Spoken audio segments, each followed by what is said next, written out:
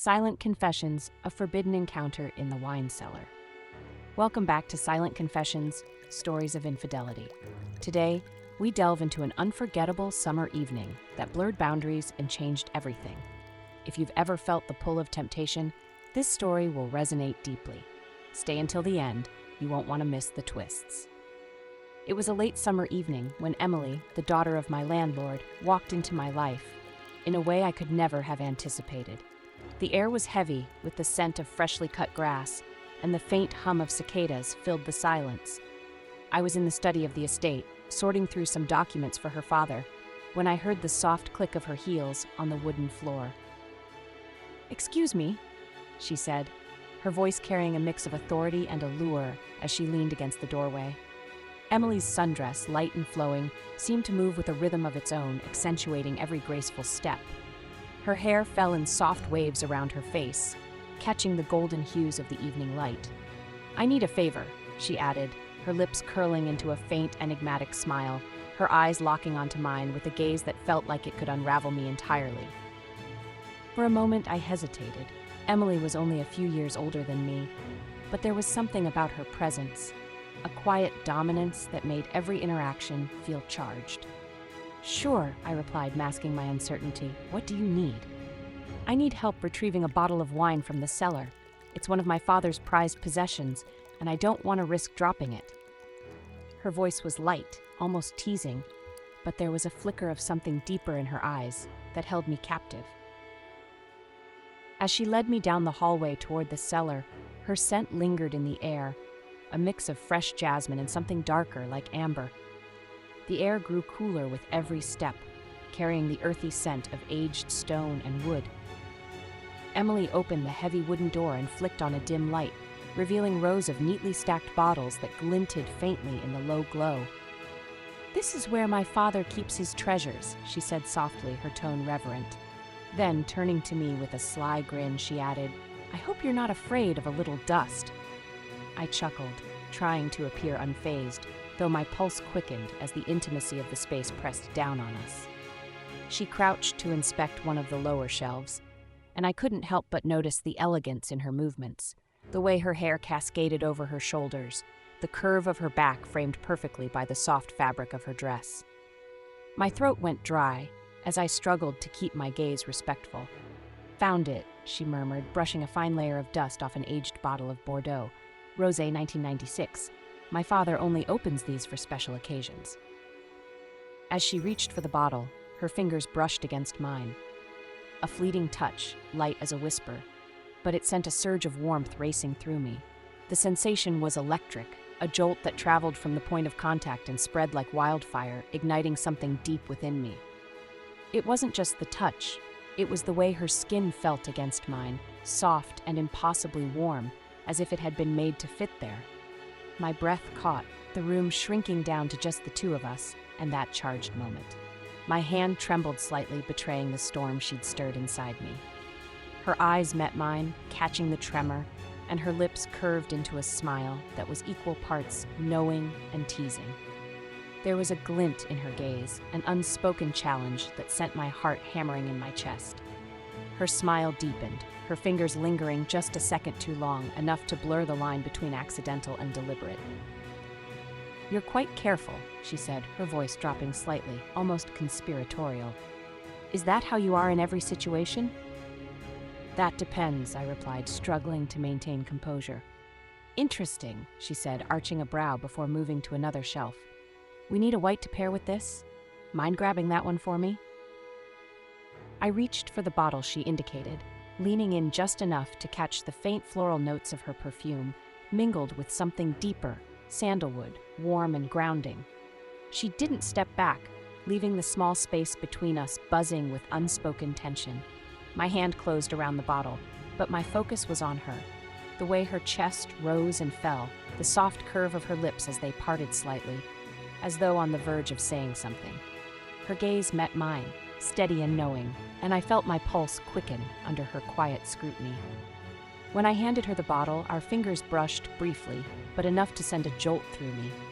Her lips curved into a slow, deliberate smile, and I knew she felt it too. The moment stretched, her touch lingering on my skin long after she stepped back, leaving me craving more of the closeness we'd just shared. "Thank you," she said, her fingers brushing against mine again as she took the bottle. This time the touch lingered. We placed the bottles on the makeshift wooden table, the dim cellar light casting a warm glow. Emily pulled a corkscrew from her dress pocket with an ease that caught me off guard, her movements fluid and self-assured. Her fingers gripped the corkscrew with quiet confidence, the kind that made my pulse quicken. She glanced up, catching my gaze, and her lips curved into a subtle, knowing smile. The air between us felt heavy, charged with something unspoken, as though even this simple act carried a depth neither of us was ready to acknowledge. "Let's start with the red," she said, expertly removing the cork and pouring a small amount into 2 glasses she'd brought from a nearby shelf.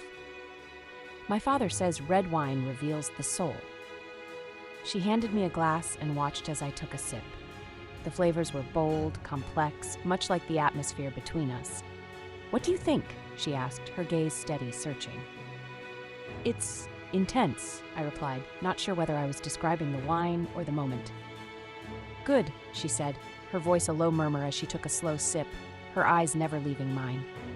The deliberate way she drank, the faint trace of wine glistening on her lips, made the moment feel charged, electric. She set the glass down gently, her gaze steady and probing, as though she could see right through me. "Do you believe wine can reveal something about a person?" she asked, her tone laced with intrigue, a quiet challenge. Her words lingered in the air between us, heavy with unspoken meaning, her smile teasing yet impossibly intimate. "Maybe," I said, swallowing hard, "but I think you already know more about me than you're letting on." She smiled, a slow, deliberate curve of her lips that sent my heart racing. "Perhaps." The tension grew as she leaned in slightly, her voice dropping to a whisper. "Some things are better explored than explained." Before I could respond, she stepped in, her lips crashing into mine with a fiery intensity that stole my breath. Her hands gripped my shoulders, her fingers digging in just enough to anchor me as the world around us disappeared. I pulled her closer, my arms wrapping tightly around her waist, feeling the heat of her body pressed against mine. Her scent, floral and rich with sandalwood, intoxicated me, sharpening every sensation as her kiss deepened. Her lips parted, drawing me further into her, every motion filled with urgency and desire. When she finally pulled back, her lips hovered near mine, her breath warm and unsteady. Her dark eyes met mine with a burning intensity, leaving no doubt that this was far from over. Her lips moved with purpose, rich with the taste of red wine and promises unspoken. Each kiss was deliberate, searing, leaving no room for doubt or hesitation. Her fingers traced the line of my jaw, light but electric, sending shivers down my spine that left me powerless to resist. My hands found her waist, pulling her closer, the warmth of her body through the soft fabric of her dress igniting every nerve. She fit against me perfectly, as though we'd been made for this moment. Her breath mingled with mine, quickening as her kisses deepened, every touch and motion a wordless confession of desire that left me lost in her. "You taste like summer," she murmured against my lips, her voice husky and thick with desire, each word lighting a fire that burned through me. Her breath was warm and intoxicating, pulling me closer as though I couldn't resist. I deepened the kiss, my hands sliding along the curve of her back, finding the softness of her skin where her dress dipped low. She shivered under my touch, her body arching into mine, fitting perfectly against me. Her fingers tangled in my hair, her kisses growing more urgent, more consuming.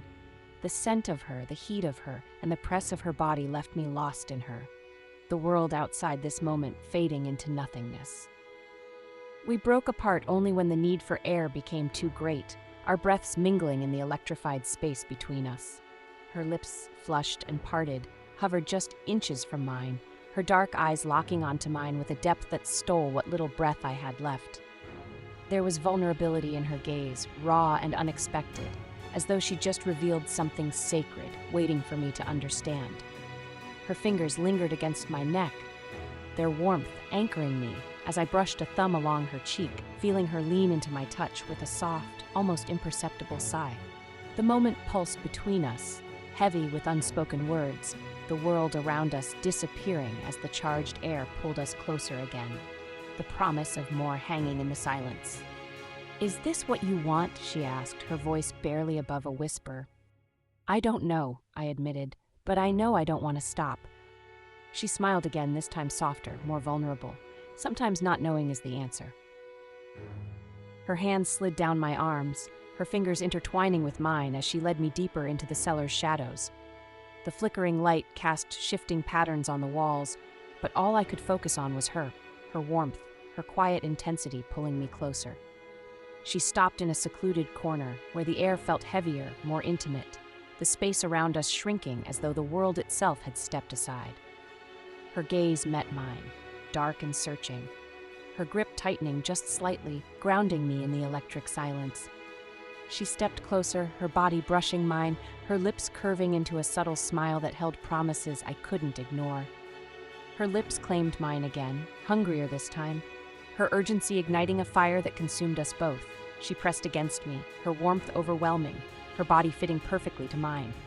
My hands roamed over her curves, exploring her, feeling the soft fabric of her dress give way to the heat of her skin. Her breath caught when my lips trailed down her neck, finding the sensitive hollow beneath her ear.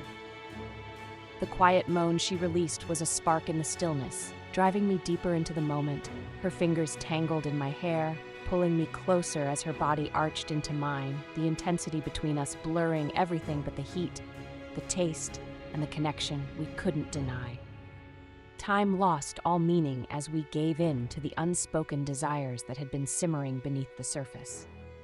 The cool stone walls bore silent witness to a connection that transcended words, a moment suspended in time that neither of us could or wanted to escape. And just like that, the line was crossed, leaving us both in uncharted territory. Some moments in life are impossible to forget, even when they're fleeting, and this was one of them. If you've enjoyed this story and want to hear more about the tangled web of relationships and forbidden desires, make sure to like, subscribe, and hit the notification bell. Let me know your thoughts in the comments below. I'd love to hear your confessions. Until next time, keep your secrets safe and your passions alive. Silent Confessions will return with more stories that unveil the hidden truths of human connection.